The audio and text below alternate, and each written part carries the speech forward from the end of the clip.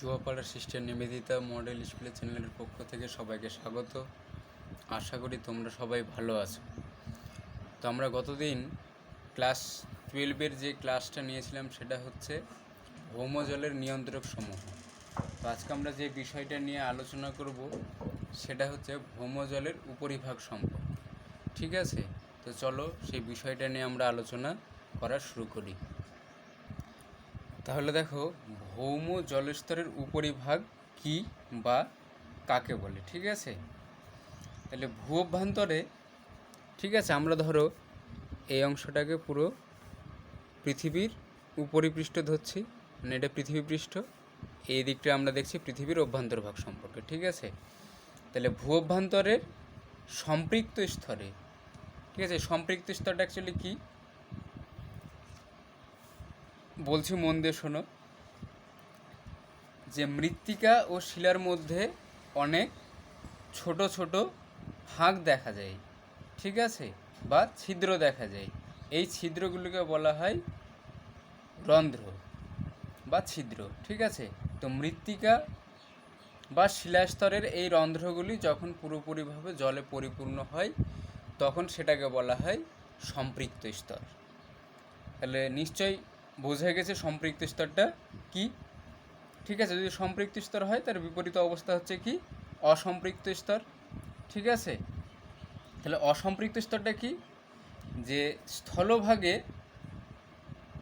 জলাশয় ছাড়া এমন কিছু অংশ আছে যার মধ্য দিয়ে কিন্তু জল সহজেই নিচে চলে যায়, অর্থাৎ জল সেই স্তরে ধরে রাখতে পারে না, সেটাকে কিন্তু বলা হয় কি অসম্পৃক্ত স্তর।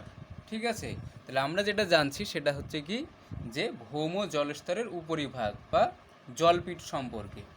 তাহলে দেখো, ভূ অভ্যন্তরে সম্পৃক্ত স্তরে, আমরা সম্পৃক্ত স্তরটা কি সেটা জানলাম। তাহলে ভূ অভ্যন্তরের সম্পৃক্ত স্তরে সঞ্চিত জলের ঊর্ধ্বসীমা। ঠিক আছে, ধরো এটা অপ্রবেশ শিলাস্তর আমরা দেখছি, তাহলে এটা একটা অংশ। ঠিক আছে, এই অংশটা ধরো সম্পৃক্ত স্তর। তাহলে কি এই পৃথিবী পৃষ্ঠ থেকে জল যখন নিচের দিকে নেমে আসছে তখন কি হচ্ছে, সেটি এই সম্পৃক্ত স্তরে সঞ্চিত হচ্ছে। যে সঞ্চিত হয়ে কি করছে, এই সম্পৃক্ত স্তরের ঊর্ধ্বসীমা বা শীর্ষ দেশগুলি যুক্ত করে যে রেখাটা পাওয়া যাচ্ছে, ধরো এই পর্যন্ত জল সঞ্চিত হয়েছে। এই অপ্রবেশশিলার স্তরের উপরিভাগ যে সম্পৃক্ত স্তর বা প্রবেশশিলা স্তরটি রয়েছে সেটা এই পর্যন্ত সঞ্চিত হয়েছে। তাহলে এই যে আমরা একটা রেখা পেলাম, এই রেখাটাকে বলা হয় কি সম্পৃক্ত ভৌম জলস্তরের উপরিভাগ, বা এক কথায় বলা যায় জলপীঠ। ঠিক আছে, তাহলে এটা হচ্ছে জলপীঠ। তাহলে আমরা এখানে কি জানলাম, একটা সম্পৃক্ত স্তর কি, একটা অসম্পৃক্ত কি, আর জলপীঠ বা ভৌম জলস্তরের উপরিভাগ কি। ঠিক আছে, তো এখানে একটা জিনিস মনে রাখবে, ভৌমজল যখনই আমরা পড়তে যাব সেখানে একটা বিষয় মনে রাখবে, ভৌমজল কি আর ভাদস জল কি। ঠিক আছে, তাহলে ভাদস জলটা কি, ভাদস জল হচ্ছে যে এই ভূপৃষ্ঠ থেকে ভূ অভ্যন্তরে যখন জল প্রবেশ করে তখন কিন্তু সব সময় কি হয়, জল নিচের দিকে নামতে থাকে। তখন কি হয়, এর মধ্যে ভৌম জলস্তরের ওপরে অবস্থিত। ঠিক আছে, দেখো এটা আমরা দেখলাম ভৌম জলস্তর পুরোটাই। তাহলে এই ভৌম জলস্তরের উপরে কি রয়েছে আমরা দেখলাম, যেখানে জল সঞ্চিত হচ্ছে সেটাই হচ্ছে সম্পৃক্ত স্তর। তাহলে এই সম্পৃক্ত স্তরের উপরিভাগটা কি অসম্পৃক্ত স্তর। তাহলে এই অসম্পৃক্ত শিলাস্তরের মধ্য দিয়ে জল কিন্তু সহজে নিচের দিকে প্রবাহিত হয়, যেটাকে বলা হয় ভাদস জল। তাহলে এক কথায় মনে রাখবে, ভাদস জলটা হচ্ছে ভূপৃষ্ঠ থেকে সাধারণত নিচের দিকে নেমে আসে, সেটা হচ্ছে ভাদস জল। আর এই নেমে এসে যখন জলটা সঞ্চিত হয় কোনো একটি স্তরে, ঠিক আছে, তখন সেটাকে আমরা বলবো ভৌম জল। ঠিক আছে, তাহলে সঞ্চয় কার্যটা হচ্ছে জলের, সেটা হচ্ছে ভৌম, যেটা ভূপৃষ্ঠ থেকে ভূ অভ্যন্তরের দিকে নেমে আসছে সেটা হচ্ছে ভাদস। এই দুটো জিনিস কিন্তু মনে রাখতে হবে তোমাদের। তাহলে আমরা এই স্তরটা যেটা জানলাম সেটা হচ্ছে সম্পৃক্ত স্তর।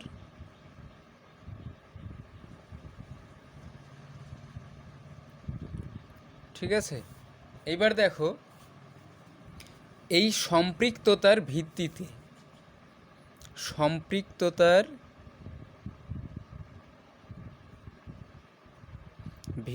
আবার, ঠিক আছে, ভৌম জলস্তরকে দুটি ভাগে ভাগ করা হয়। কি কি? সেটি হচ্ছে একটি হচ্ছে,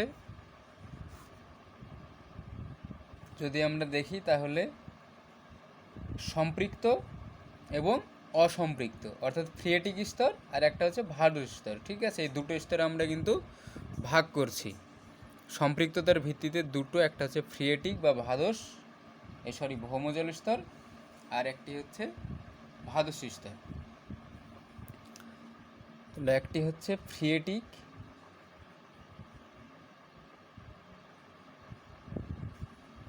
আর একটি হচ্ছে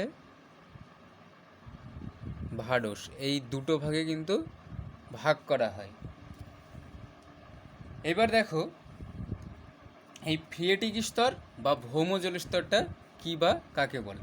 ঠিক আছে, তাহলে দেখো ভূ অভ্যন্তরের মৃত্তিকা ও প্রবেশশিলা স্তরের যে অংশে জল দ্বারা সম্পৃক্ত থাকে সে অংশটাকে আমরা বলছি ফ্রিয়েটিক স্তর বা ভৌমজল স্তর। তাহলে আমরা এই যে ছবির মধ্যে একটা দেখো দুটো অংশ দেখিয়েছি, একটা প্রবেশ, আর একটা জিনিস মাথায় রাখবে, প্রবেশশিলা আর অপ্রবেশশিলা কিন্তু আলাদা জিনিস। ঠিক আছে, আর সম্পৃক্ত আর অসম্পৃক্ত কিন্তু আলাদা জিনিস। তাহলে দেখো এই যে স্তরটা সঞ্চিত হয়েছে, তাহলে এই স্তরটাকে আমরা কি বলবো? ভৌমজল স্তর বা ফ্রিয়েটিক স্তর। ঠিক আছে, তাহলে এই জলপীঠের স্থায়িত্ব অনুযায়ী বা স্থায়িত্বের বিচারে আমরা আবার এই ফ্রিয়েটিক স্তরটাকে দুটো ভাগে ভাগ করে থাকি। ঠিক আছে, সেগুলো কি কি সেই বিষয়গুলো আমরা জানব। একটি হচ্ছে অস্থায়ী আর একটি হচ্ছে স্থায়ী। ঠিক আছে, তাহলে একটি জানলাম আমরা কি অস্থায়ী, আর একটি হচ্ছে স্থায়ী সম্পৃক্ত স্তর। ঠিক আছে, তাহলে আমরা প্রথমে জানব কি অস্থায়ী সম্পর্কে। ঠিক আছে, তাহলে অস্থায়ীটা কি সেই বিষয়টা কিন্তু আমরা এখন জানবো। দেখো অস্থায়ীটা কি, যে অসম্পৃক্ত স্তরের ঠিক নিচে। তার মানে কি, এটা যদি সম্পৃক্ত স্তর হয় তাহলে এই পুরো অংশটাই কি হবে? এই পুরো অংশটাই কিন্তু হবে অসম্পৃক্ত স্তর। এটা হচ্ছে অসম্পৃক্ত স্তর। তাহলে এই অসম্পৃক্ত স্তরের ঠিক নিচে যে অংশে জল দ্বারা সম্পৃক্ত থাকে, মানে এই অংশটাকে বোঝাচ্ছে, তাই তো? তাহলে এই অংশে যখন জল থাকে সেখানে কেবলমাত্র বর্ষাকালেই ভৌমজল জমে থাকে। ঠিক আছে, তাহলে আমরা সম্পৃক্ত স্তরটাতে দেখছি যে কোনো একটা সময় শুধুমাত্র বর্ষাকালেই জল সঞ্চিত থাকছে, কিন্তু বৃষ্টিপাত যখনই, অর্থাৎ বর্ষাকাল চলে গেলেই, সেটা যখন গ্রীষ্মকাল আসে তখন আস্তে আস্তে সেই স্তরটা শুকিয়ে যায়। তখন আমরা সেই স্তরটাকে বলবো কি অস্থায়ী বা সবিরাম সম্পৃক্ত স্তর। ঠিক আছে, এরপর আমরা যে বিষয়টা সেটি হচ্ছে অস্থায়ী সম্পর্কে জানলাম। এবার যেটা জানবো সেটা হচ্ছে স্থায়ী সম্পৃক্ত স্তর। স্থায়ী সম্পৃক্ত স্তর। ঠিক আছে, এবার দেখো স্থায়ী সম্পৃক্তটা কি। তাহলে এই সবিরাম সম্পৃক্ত স্তরের নিচের স্তরটি যেখানে কি, তাহলে এই দেখো আমরা এই স্তরটাকে কী করলাম, দুটো ভাগে ভাগ করেছিলাম। তাহলে এই যে সম্পৃক্ত স্তর, সেই সম্পৃক্তটাকে আমরা আবার দুটো ভাগে ভাগ করলাম। একটি কি, একটা হচ্ছে স্থায়ী আর একটি হচ্ছে অস্থায়ী। তাহলে আমরা যেটা দেখছি সেটা কি, এই অংশটাই হচ্ছে স্থায়ী সম্পৃক্ত আর এটা হচ্ছে অস্থায়ী সম্পৃক্ত স্তর।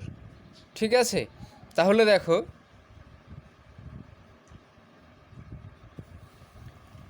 এই স্থায়ী সম্পৃক্ত স্তরটা কি। ঠিক আছে, তাহলে সবিরাম সম্পৃক্ত স্তর অর্থাৎ অস্থায়ী সম্পৃক্ত স্তরের নিচের স্তরটি যেখানে সারা বছরই কিন্তু জলে পরিপূর্ণ থাকে সেটাকে আমরা বলছি কি স্থায়ী সম্পৃক্ত স্তর। ঠিক আছে, তাহলে এই স্তরটি ঠিক নিচে অপ্রবেশ্য শিলাস্তর পর্যন্ত বিস্তৃত। দেখো এর নিচে কি রয়েছে, অপ্রবেশ্য শিলাস্তর। তাহলে স্থায়ী সম্পৃক্ত স্তরটা কতদূর পর্যন্ত বিস্তৃত? অপ্রবেশ্য শিলাস্তরের ওপর পর্যন্ত। ঠিক আছে, কারণ নিচেই রয়েছে কি অপ্রবেশ্য শিলাস্তর, যার জন্য কি হয়, এরপরে জল কিন্তু আর নিম্নগামী হতে পারে না। ঠিক আছে, এবার যে বিষয়টা রয়েছে সেটি হচ্ছে কি ভাদশ স্তর। তো ভাদশ স্তর সম্পর্কে আমরা আগে জানলাম ভাদশ স্তর কি, তাই তো? আর একবার বলছি, মন দিয়ে শোনো। তাহলে ভূ অভ্যন্তরের বা ভূপৃষ্ঠ থেকে যখন ভূ অভ্যন্তরে প্রবেশ করে জল, সবসময় তখন কী হয়, জল নিচের দিকে নামতে থাকে। এর মধ্যে কি হয়, ভৌম জলস্তরের ওপরে অবস্থিত যে অসম্পৃক্ত স্তর, সেই অসম্পৃক্ত শিলাস্তরের মধ্য দিয়ে জল কিন্তু প্রবাহিত হয়। এই যে অসম্পৃক্ত স্তর, তার মধ্য দিয়ে কিন্তু প্রবাহিত হয়, যার ফলে কি হয়, এটা অস্থায়ী, এটা হচ্ছে অসম্পৃক্ত, তখন তাকে আমরা বলছি ভাদশ জল। ঠিক আছে, তো এই ভাদশ জলকে আবার 3টি জলবাহী স্তরে ভাগ করা হয়। কোন অংশটাকে? আমরা এই যে অংশটা দেখছি, এই অংশটা কিন্তু টোটাল অসম্পৃক্ত স্তর, কিন্তু এর মধ্য দিয়ে জল কিন্তু প্রবাহিত হচ্ছে কোথায়? সম্পৃক্ত স্তরের দিকে। তাই এই অংশটাকে আমরা কি বলছি? ভাদশ স্তর।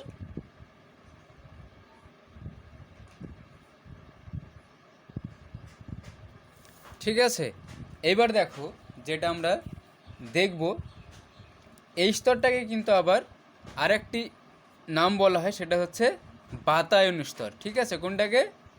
এই টোটাল অংশটাকে, অর্থাৎ অসম্পৃক্ত স্তরটাকে আবার আমরা বলে থাকি বাতায়ন স্তর।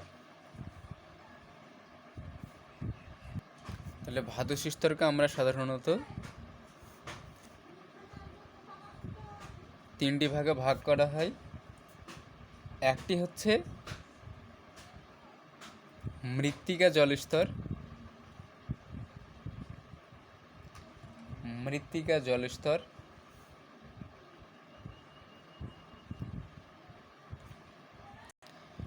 মৃত্তিকা বায়ুস্তর এবং কৈশিক স্তর। ঠিক আছে, তাহলে আমরা ভাদশ স্তরকে 3টে ভাগে ভাগ করলাম। একটা মৃত্তিকা জলস্তর, মৃত্তিকা বায়ুস্তর এবং কৈশিক স্তর। এবার আমরা যেটা জানবো সেটি হচ্ছে কি, যে মৃত্তিকার প্রথমে দেখো রয়েছে জল স্তর। তাহলে এই অংশটা আমরা যদি দেখি, ঠিক আছে, সেটা হচ্ছে কি মৃত্তিকা। তাহলে এইখানে মনে রাখবে কি, যে আমরা ভূপৃষ্ঠে সাধারণত বিভিন্ন ধরনের প্রাকৃতিক উপাদানগুলো দেখে থাকি। তার মধ্যে ধরো এটি একটি গাছ দেখতে পাচ্ছি, ঠিক আছে, তো এই গাছের শিকড় যতদূর পর্যন্ত মানে ভূ অভ্যন্তরে প্রবেশ করে বা গভীরতা পর্যন্ত প্রবেশ করতে পারে, সেটাকে আমরা বলছি কি, যে মৃত্তিকার জল স্তর। এই যে এই অংশটা দেখলাম, সেটা হচ্ছে এই অংশটা মৃত্তিকার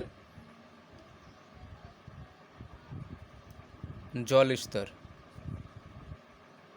তাহলে মৃত্তিকার জল স্তরটা কি, নিশ্চয়ই বুঝতে পেরেছো। তাহলে মৃত্তিকার জল স্তরটা হচ্ছে যে গাছের শিকড় মাটিতে যতটা গভীরতা পর্যন্ত প্রবেশ করতে পারে ততটা স্তরকেই বলা হয় মৃত্তিকার জল স্তর।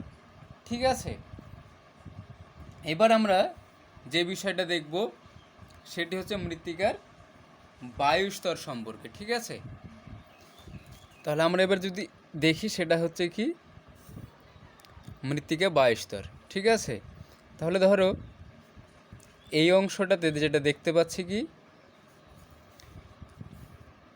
এই টোটাল অংশটাই হচ্ছে অসম্পৃক্ত স্তর। ঠিক আছে, বা ভাদশ স্তর। এবার দেখো এই যে এই অংশটা আমরা দেখছি, এই অংশটাতে মৃত্তিকা বা শিলাস্তরের কিছু যে রন্ধ্রগুলো রয়েছে, সেই রন্ধ্র কিন্তু পুরোপুরিভাবে জলের দ্বারা পরিপূর্ণ থাকে না। ঠিক আছে, কিছু কিছু জায়গাতে কিন্তু এটা যেহেতু অসম্পৃক্ত, সেহেতু জলটা নিচের দিকে নেমে চলে আসে। সেহেতু এই অংশটাতে যেটা আমরা দেখতে পাই, সেখানে কিন্তু অনেক ফাঁক দেখা যায় বা শূন্যস্থান দেখা যায়, যে অংশটাতে কিন্তু কী থাকে, বায়ু থাকে। তাই এই মধ্যবর্তী স্তরটাকে আমরা সাধারণত যেটা বলে থাকি সেটা হচ্ছে কি, যে মৃত্তিকার বায়ু স্তর। তাহলে এই স্তরটা কি, মৃত্তিকার বায়ু স্তর। এই যে 2 নম্বর স্তর রয়েছে সেটা হচ্ছে মৃত্তিকার বায়ু স্তর, আর এই 1 নম্বর যে স্তরটা সেটি হচ্ছে কি মৃত্তিকার জল স্তর। তারপরে তৃতীয় যেটা রয়েছে সেটা হচ্ছে কি কৈশিক স্তর। ঠিক আছে, তাহলে কৈশিক স্তর কোনটা হবে? নিশ্চয়ই এটা কৈশিক স্তর, তাই তো? তাহলে কৈশিক স্তর এবার কি? তাহলে দেখো এই মৃত্তিকা বায়ু স্তরের নিচের স্তরটা হচ্ছে কৈশিক স্তর। এখানে কিন্তু অসংখ্য সরু সরু নলের মতো ছিদ্র থাকে, বা সরু সরু নলের মতো আকৃতি গহ্বর থাকে ছোট ছোট। ঠিক আছে, যেমন এই সম্পৃক্ত স্তর থেকে ধরে এরকমভাবে উপরের দিকে উঠতে থাকছে এরকমভাবে। ঠিক আছে, এরকম সরু সরু অনেক নল রয়েছে, যেটা এই সম্পৃক্ত স্তর থেকে কিন্তু উপরের দিকে উঠতে থাকছে। তাহলে এই সম্পৃক্ত স্তরে জলের পরিমাণ যদি বৃদ্ধি পায়, তাহলে এই ছিদ্র পথে দিয়ে কি হয়, জল উপরের দিকে উঠে আসে, যেটাকে আমরা বলি মৃত্তিকার কৈশিক স্তর।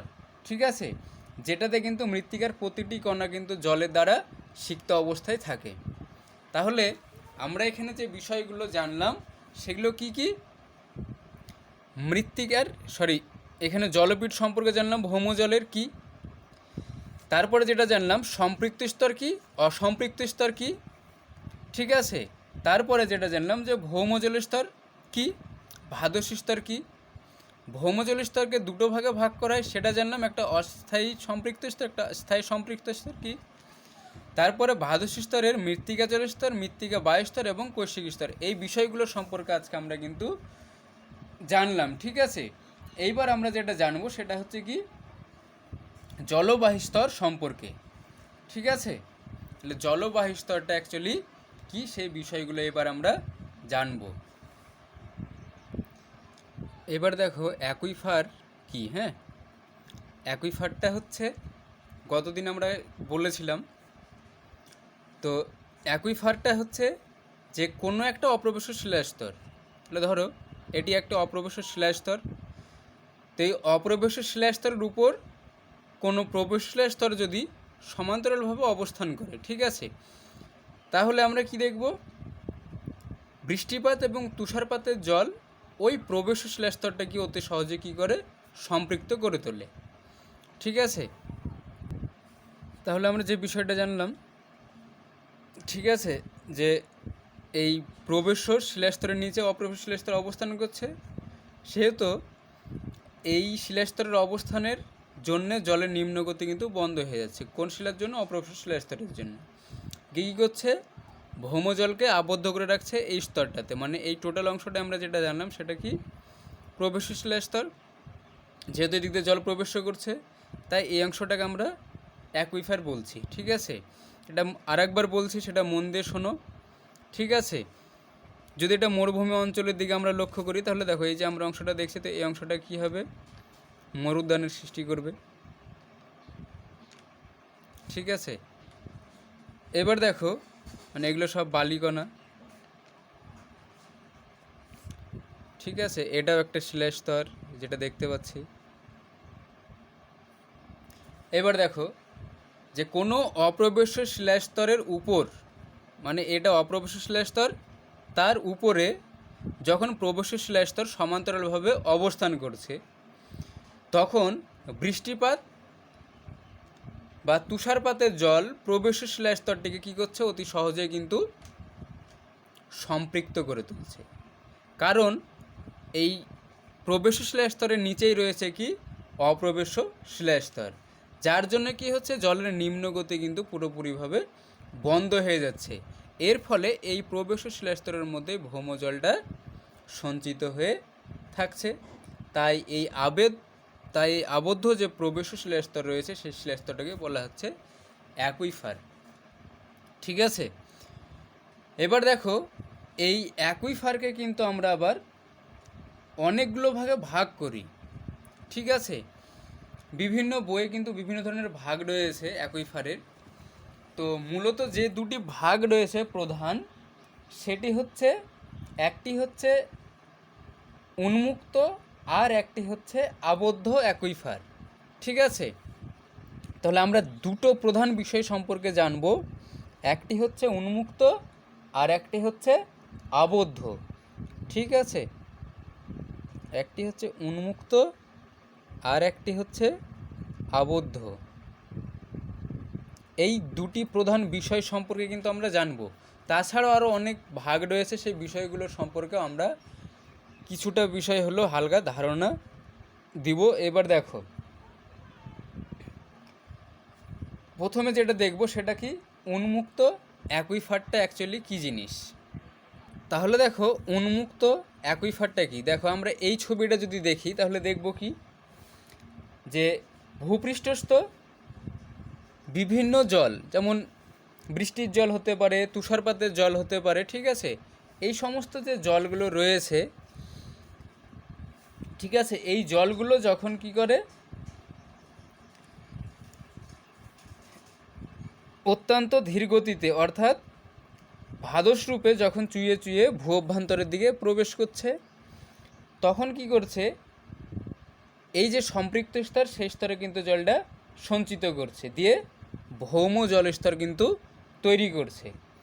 ঠিক আছে, তখন আমরা সেটাকে বলছি কি, যে উন্মুক্ত অ্যাকুইফার। ঠিক আছে, এবার দেখো তো এই উন্মুক্ত অ্যাকুইফারটা কার নিচে অবস্থান করছে, উন্মুক্ত অ্যাকুইফারটা যেটা, সেটা হচ্ছে অপ্রবেশ্য শিলাস্তরের উপরে অবস্থান করছে। ঠিক আছে, তাহলে দেখো আমরা এই উন্মুক্ত শিলাস্তরটা সম্পর্কে আরেকবার যদি আমরা দেখি তাহলে কি দেখব, যে ভূপৃষ্ঠস্থ বিভিন্ন ধরনের জল, সেটা বৃষ্টির জল হতে পারে, তুষার গলা জল হতে পারে ইত্যাদি, যে জল সেটা অত্যন্ত ধীর গতিতে কি করছে, আস্তে আস্তে নিচে দিয়ে কিন্তু চুইয়ে নামতে থাকছে, দিয়ে ভূ অভ্যন্তরে যে প্রবেশ করার পর কী করছে, সেটি প্রবেশ শিলাস্তরের মধ্যে কিন্তু সঞ্চিত হচ্ছে। ঠিক আছে, এর ফলে সেখানে কিন্তু ভৌম জলস্তরের সৃষ্টি করছে। তাই এই স্তরটাকে আমরা বলছি উন্মুক্ত বা প্রবেশ্য শিলাস্তর। ঠিক আছে, বা জলতল অ্যাকুইফার। ঠিক আছে, এবার দেখো এটি সাধারণত অ্যাকুইফারের নিচে অপ্রবেশ্য অ্যাকুইক্লুড শিলাস্তর থাকে। তার নিচে, উন্মুক্ত শিলাস্তরের নিচে অ্যাকুইক্লুড স্তর থাকে। এবার অ্যাকুইক্লুড স্তরটা অ্যাকচুয়ালি কি, ঠিক আছে, তাহলে অ্যাকুইক্লুড স্তর কি, যে শিলাস্তর জল ধারণ করতে পারে কিন্তু জল ক্ষরণ করতে পারে না। ঠিক আছে, তাহলে ক্ষরণটা অ্যাকচুয়ালি কি মনে রাখবে, ক্ষরণ হচ্ছে ভৌম জল যখন ভূপৃষ্ঠ দিয়ে চুইয়ে বের হয় তখন সেটাকে বলা হয় ক্ষরণ। ঠিক আছে, কৈশিক প্রক্রিয়ার মাধ্যমে, যেমন আমাদের শরীরের থেকে ঘাম ঝরে, ঠিক একই রকম ভৌম জল যখন ভূপৃষ্ঠ দিয়ে কৈশিক প্রক্রিয়ায় উপরের দিকে উঠে বাইরে বেরোয় তখন সেটাকে বলা হয় ক্ষরণ। তাহলে অ্যাকুইক্লুড হচ্ছে যে শিলাস্তরের মধ্যে দিয়ে জল ধারণ করতে পারে কিন্তু জল ক্ষরণে অক্ষম, সেটাকে বলছে কি, অ্যাকুইক্লুড।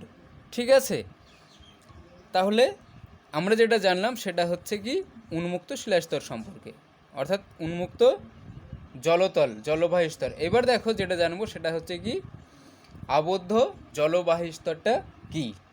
ঠিক আছে, তাহলে আবদ্ধ জলবাহী স্তরটা কি, যে অ্যাকুইফারের ওপরে ও নিচে যখন প্রবেশশীল স্তর থাকে। ঠিক আছে, এখানে দেখো আমরা একটা ছবি দেখাচ্ছি, ভালো বুঝতে পারবে। ঠিক আছে, এটি ধরো ভূপৃষ্ঠ,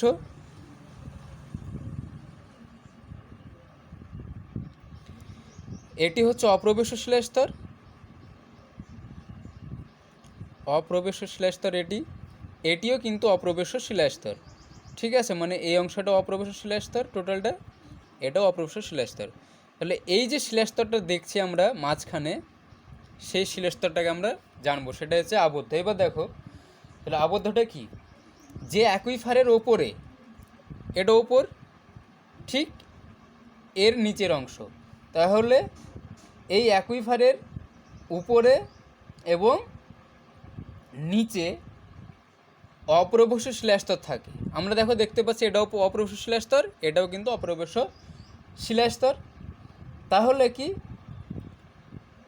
এই দুটো অপ্রবেশ শিলাস্তরের মাঝখানে যখন একটি উন্মুক্ত অ্যাকুইফার থাকছে তখন কি করছে, এই দুই প্রান্ত কিন্তু ভূপৃষ্ঠতে উন্মুক্ত থাকছে।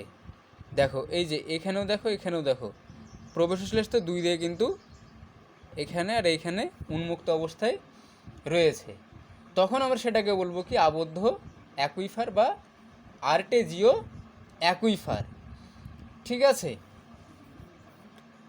তাহলে দেখো আরেকবার বলছি, মন দিয়ে শোনো, যে অ্যাকুইফারের দুই দিক অর্থাৎ উপরিভাগ এবং নিচে যখন শিলাস্তরটা অপ্রবেশ থাকে এবং তার মাঝ বরাবর যখন কোনো প্রবেশ শিলাস্তর থাকে, সেই প্রবেশ শিলাস্তরের দুই প্রান্ত যখন ভূপৃষ্ঠে উন্মুক্ত থাকে তখন সেই শিলাস্তরের মধ্য দিয়ে যখন বিভিন্ন ধরনের জলগুলো প্রবেশ করে, ধরো এরকম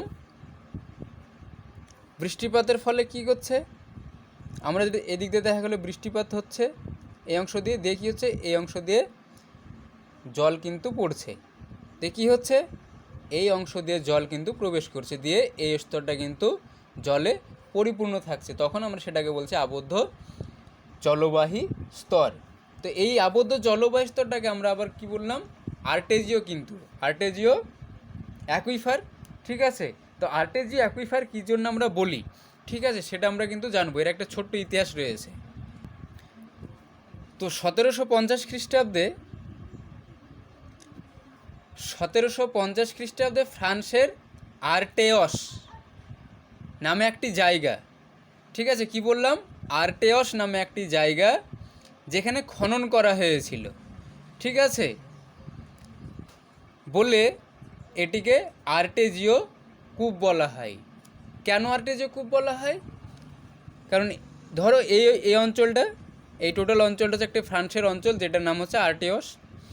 তো কূপ খনন করার পর যখন এই পর্যন্ত এসছে দেখা গেল, তখন দেখছে এদিক দিয়ে জল কিন্তু বেরোচ্ছে, যার জন্যে একে বলা হয় আর্টেজিও কূপ। কোনটাকে, আবদ্ধ জলবাহী স্তরটাকে আমরা বলছি আর্টেজিও কূপ।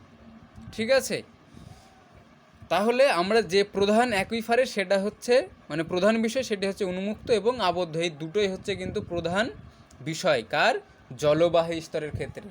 তাছাড়াও আরও অনেকগুলি বিষয় রয়েছে, সেই বিষয়গুলো কিন্তু আমরা জানবো। হ্যাঁ,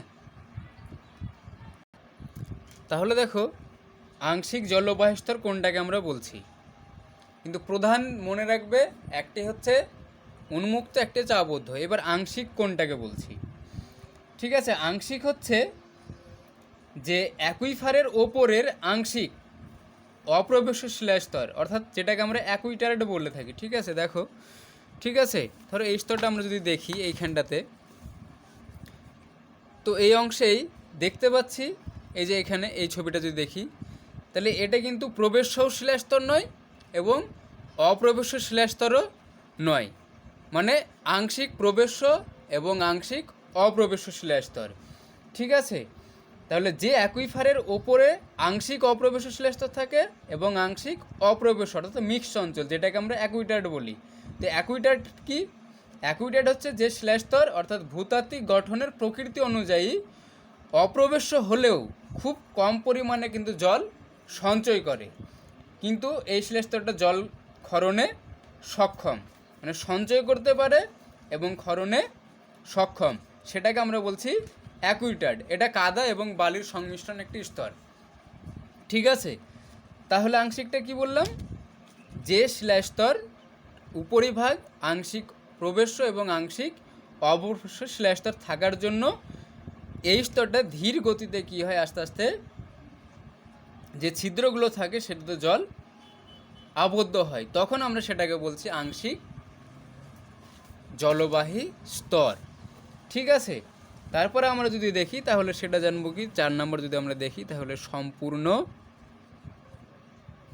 জলবাহী স্তর। তাহলে সম্পূর্ণ জলবাহী স্তর কি, যখন অল্প কোনো জায়গা জুড়ে কোনো অ্যাকুইফার একদিকে অ্যাকুইটার্ড এবং একদিকে একই ফিউজ ও একই ক্লুড থাকে। তাহলে একই টার্ড কি, একই ক্লুড কি, আমরা সেটা জানি।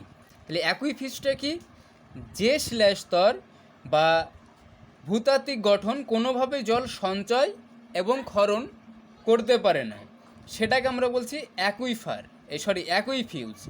ঠিক আছে, তাহলে যখন কোনো অল্প জায়গা জুড়ে থাকা কোনো অ্যাকুইফার একদিকে থাকে অ্যাকুইটার্ড এবং বাকি 3 দিক, সেদিকটা কিন্তু একই ফিউজ এবং একই ক্লুড দ্বারা কিন্তু আবদ্ধ থাকে, তখন কি করে, সেটিকে পুরোপুরিভাবে আবদ্ধ করে রাখে। কাকে?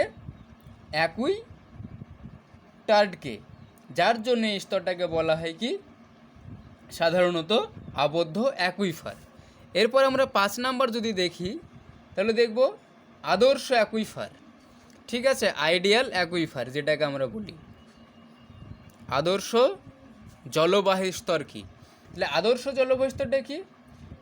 যে অ্যাকুইফারের দৈর্ঘ্য, মানে শিলাস্তরে যেখানে জল প্রবেশ করছে সেই স্তরের দৈর্ঘ্য, প্রস্থ এবং গভীরতা যখন একই রকম থাকে এবং তার মধ্যে থাকা ভৌমজলের প্রকৃতি, প্রবাহ এবং জল সঞ্চয়ের যখন সমধর্মতা বজায় থাকে, অর্থাৎ সমান অবস্থায় থাকে, তখন আমরা সেটাকে বলবো কি, আদর্শ অ্যাকুইফার।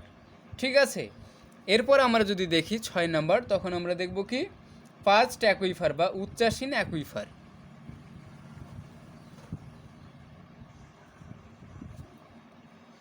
ঠিক আছে, তাহলে উচ্চাসীন অ্যাকুইফারটা কি? যখন উন্মুক্ত অ্যাকুইফার আমরা এর আগে জানলাম, তাহলে ওই উন্মুক্ত অ্যাকুইফারের উপরের যে ভূমিভাগ, সেই ভূমিভাগের একদিকের কিছুটা অংশ অপ্রবেশ শিলাস্তর যখন নৌকোর মতো, দেখো এই যে আমরা এই জায়গাটা দেখেছি, এই যে অংশটা, ঠিক আছে, তো এই নৌকোর মতো করে অবস্থান করে, তখন তার কিছুটা ওপরের আর একটি ছোট অ্যাকুইফারের সৃষ্টি করে। ঠিক আছে, তখন আমরা সেটাকে বলবো উচ্চাসীন অ্যাকুইফার।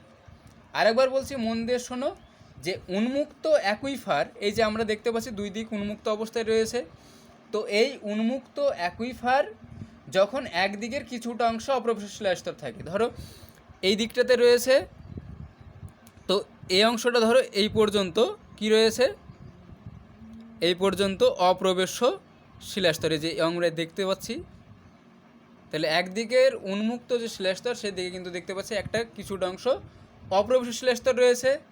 তাহলে এই অপ্রবেশ শিলাস্তরে যখন এই যে আমরা দেখতে পাচ্ছি কেমন উল্টোনো একটা নৌকার মতো ছবি দেখতে পাচ্ছি, তাহলে এই নৌকার মতো অবস্থান করে যখন রয়েছে, তখন কি হচ্ছে, একটি ছোট অ্যাকুইফারের সৃষ্টি করছে। মানে এই অংশটা ছোট, দেখো দুই দিক সমান নাই, এই দিকের একটা অংশ বড় অংশ, এদের কিন্তু ছোট অংশ, কারণ কি এখানে অপ্রবেশ শিলাস্তর অবস্থান করে রয়েছে, তখন আমরা সেটাকে বলবো উচ্চাসীন অ্যাকুইফার। ঠিক আছে, তাহলে আজকে আমরা যে বিষয়গুলো জানলাম সেটি হচ্ছে কি, জলবাহী স্তরের বিভিন্ন স্তরগুলোর সম্পর্কে জানলাম। ঠিক আছে, তাহলে আজকে আমরা এই পর্যন্তই বিশেষভাবে আলোচনা করলাম। নেক্সট যে পরবর্তী ক্লাস, সেই পরবর্তী ক্লাসে আমরা আবার ভৌম জলের বিভিন্ন যে নির্গমন রূপ রয়েছে সেগুলো আমরা কিন্তু বিশেষভাবে আলোচনা করব। ঠিক আছে, সবাই সুস্থ থাকবে, ভালো থাকবে।